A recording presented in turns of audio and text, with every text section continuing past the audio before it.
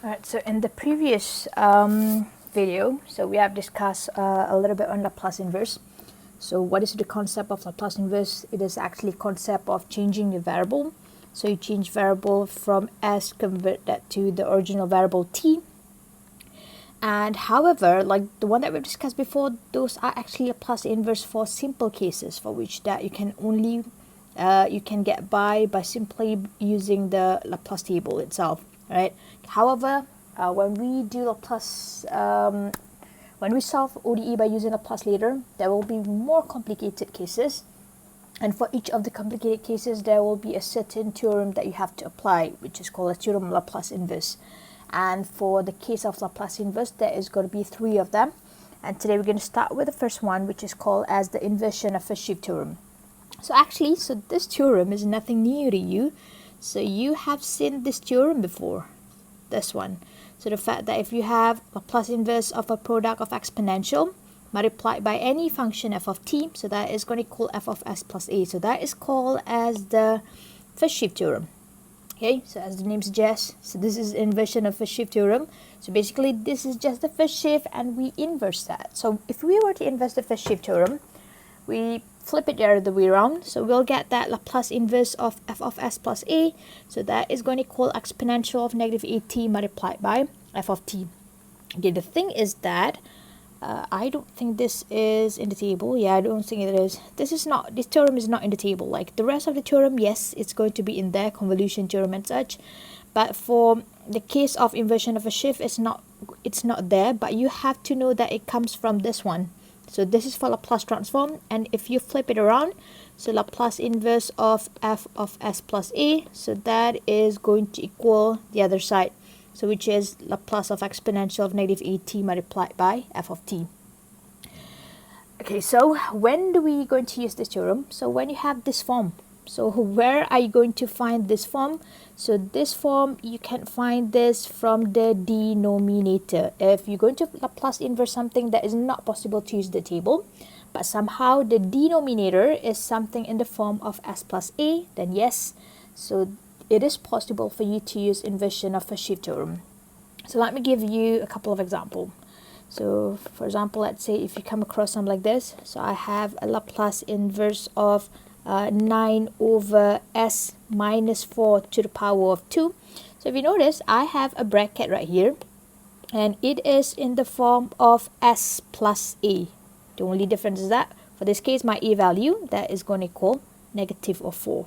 Right, there's an example. Or if I were to have something like this, so I have Laplace inverse of 3 over s plus 1 square minus 9. Again, I have a bracket which is in the form of s to the power of 1 plus or minus a constant at the back. So that is going to be our form of s plus a. And for this case, my a value is going to equal 1. Or if I were to give you more example, so if I were to have some like a Laplace inverse of s plus 3 over s plus 2 square plus 9, again, so this is going to be very similar. So do not bother with the top. A always come from the bottom. So for this case, your a is not going to equal 3. No, that is not the case. So a is always going to come from the denominator. For this case, my a value is going to equal 2. So it's always from the denominator, s to the power of 1, but the power outside can be anything. As long as in the bracket it adds to the power of 1 plus or minus a constant. Okay, so that will be the rule. So this is in the denominator. Denom, let me put over here. Okay. Right. However, what if you come across something like this? For example, let's say if I have a Laplace inverse of 2 over s plus 3. So do I need to use the inversion of a shift theorem? The answer is no, because if you remember our table, so this is simply going to equal exponential. This is just going to be 2 exponential of negative 3t. So when it is just to the power of 1, that is simply going to be exponential. But starting from to the power of 2 and above, or if the top is not a constant, it's a variable, then yeah, you want to use the inversion of a shift theorem. But if it's possible to use the table, then use the table. So do not try to complicate your life. Alright. Alright, so let me explain what we're going to do. First of all, as I mentioned just now, so what you need to do is you're going to find the value of a. So a is always from the bracket. I've given you example for you. So for this case, my a value is going to equal -4. This one is going to equal 1. So a is going to equal 2. And for this one, you don't need that last one. Okay, so it's always come from the denominator and it's going to be in the bracket. So that is the characteristic of a. Right, so what you're going to do is from the denominator, you're going to identify what is going to be the value of a. Why do you need the value of a? Because you need to put it right here.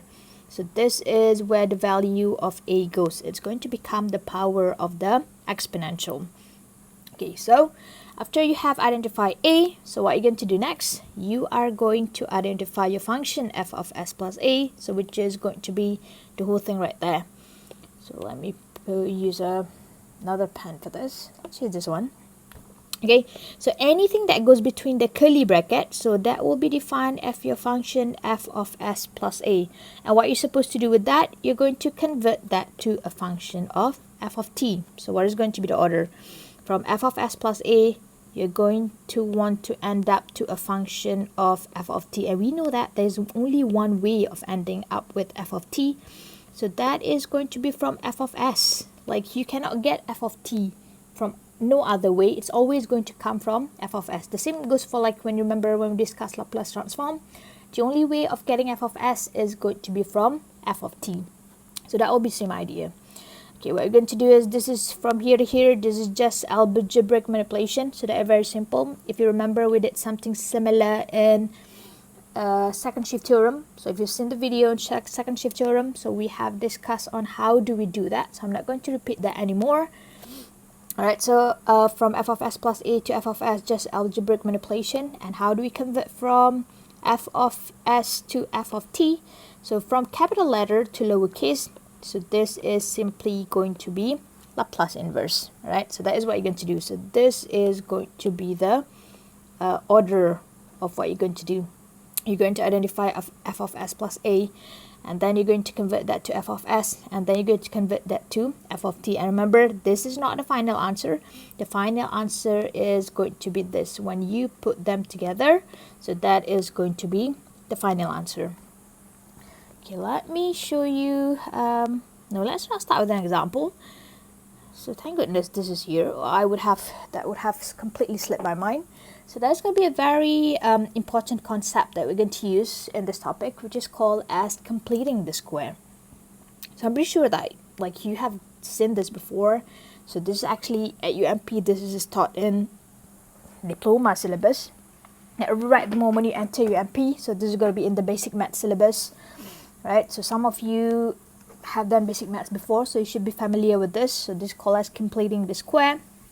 Right, so usually what we are being taught in school is that how do we do completing the square is just going to be using the formula, and this will be the formula. So basically we will be given an equation in this form, a quadratic expression.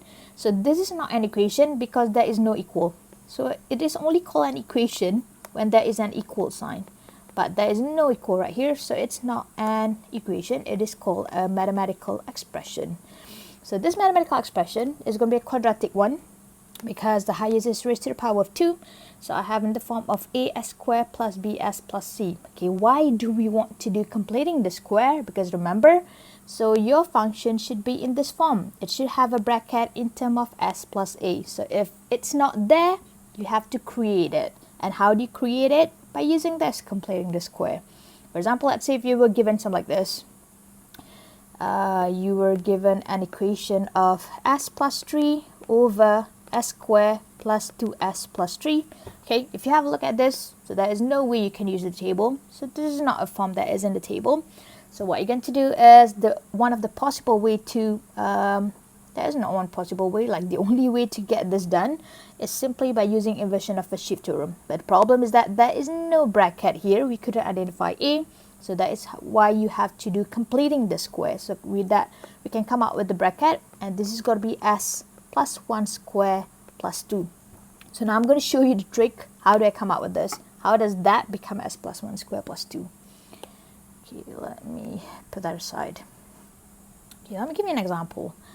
So let's suppose I have a quadratic expression, okay, 2s squared plus 4s plus 6. So the first thing that you have to do is to factorize the coefficient. So instead of like making it 2s squared, so make it into a value of 1. And how are you going to achieve that?